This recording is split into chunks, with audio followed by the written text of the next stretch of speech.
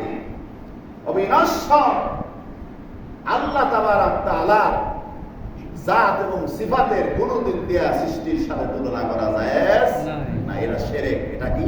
শিরক। আমার আল্লাহর জাতের সাথে সিফাতের সাথে কোন সৃষ্টির তুলনা হয় না। আমার আল্লাহ অতুলনীয়। জোরে বলো সুবহানাল্লাহ। হ্যাঁ, আমার আল্লাহ অসীম আর বান্দা হলো সসীম। কথা বলেন ঠিক কি না? বান্দার প্রতি আল্লাহ দয়া দেখাইছে, এই জন্য বান্দার মনের মধ্যে দয়া হয়েছে। যার হৃদয়ে আছে দয়া, আল্লাহ তাক দয়া করে। যার মধ্যে ভালোবাসা নাই, আল্লাহ তাক ভালোবাসা দেয় না। দেয় কথা বল না কেন? ইব্রাহিম খাওয়াস রাহমাতুল্লাহ আলাইহ জবরদস্ত আল্লাহর ওলি, বড় আলেম ছিলেন। রওনা দিয়েছেন, দেখেন একটা যুবক মরুভূমির উত্তপ্ত লেলিহান শিখার মধ্যে দিয়া যুবক রওনা দিয়েছেন। আল্লাহর ওলি ইব্রাহিম খাওয়াস রাহমাতুল্লাহ আলাইহ ডাক দিয়ে বলেন, যুবক রে, তুমি কোন জায়গায় যাচ্ছ? উত্তপ্ত মরুভূমির মধ্যে দিয়া, লেলিহান শিখার মধ্যে দিয়া কোথায় রওনা হয়েছ? যুবক ডাক দিয়ে বলেন, আল্লাহর বান্দা, আমি যাইতেছি আল্লাহর দরবার, আল্লাহর ঘর কাবা শরীফে আমি হাজিরা দিতে যাচ্ছি।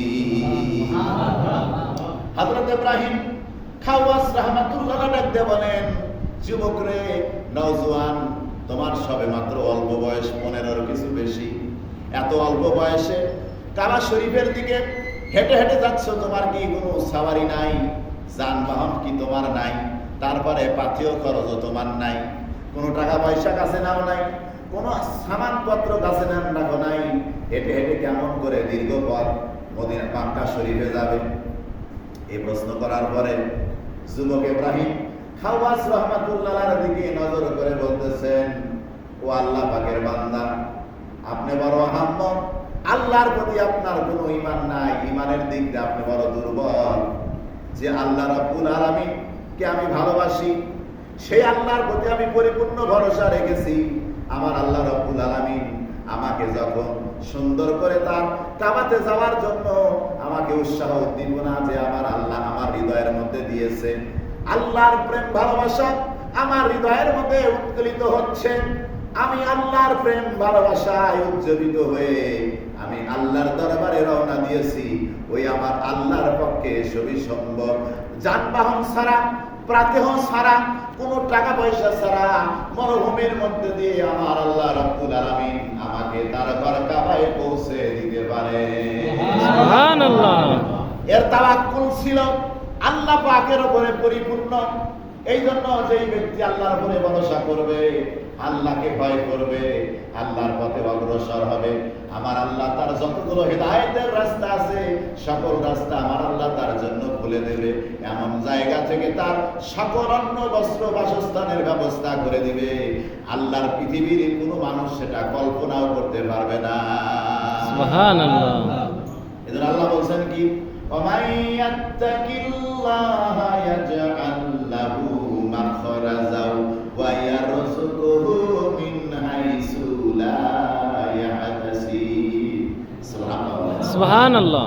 ভরসা কার করতে হবে? আল্লাহ। আল্লাহকে আল্লাহ বলে ডাকতে লজ্জা হয়? হ্যাঁ, এটা আল্লাহকে আল্লাহ বলে ডাকেন, আল্লাহ আল্লাহ। আল্লাহর হাবিব সাল্লাল্লাহু আলাইহি ওয়াসাল্লাম বলেন, এই পৃথিবীর মধ্যে, এই জমিনের মধ্যে একজন আল্লাহ আল্লাহ বলনেওয়ালা বান্দা বান্দি থাকতে কিয়ামত কায়েম হবে না। সহিহ মুসলিম শরীফের হাদিস, মিশকাতুল মাসাবির মধ্যে আছে, সহিহ হাদিস, সহিহ সনদের, আল্লাহ আল্লাহ বলনেওয়ালা একজন আল্লাহর প্রিয় বান্দা থাকতে এই গোটা জমিনকে আমার আল্লাহ ধ্বংস করে দেবে না। কারণ আমার আল্লাহর এত দয়া, আমার আল্লাহর এত মায়া, আমার আল্লাহ কেমন করে বান্দা ধ্বংস করবে? দেখেন, গোটা পৃথিবীর মানুষ যদি আমরা মিলে আল্লাহর ইবাদতকে ছেড়ে দেই, আমার আল্লাহর পাকের কোনো ক্ষতি হবে না। গোটা পৃথিবীর মানুষ মিলে একযোগে যদি আল্লাহর ইবাদত করি, আমার আল্লাহর কোনো উপকার হবে না, বান্দারই উপকার হবে, বান্দারই ক্ষতি হবে। বান্দা কল্যাণ কাজ করলে বান্দার কল্যাণ হবে, বান্দা অকল্যাণ কাজ করলে বান্দার ক্ষতি হবে।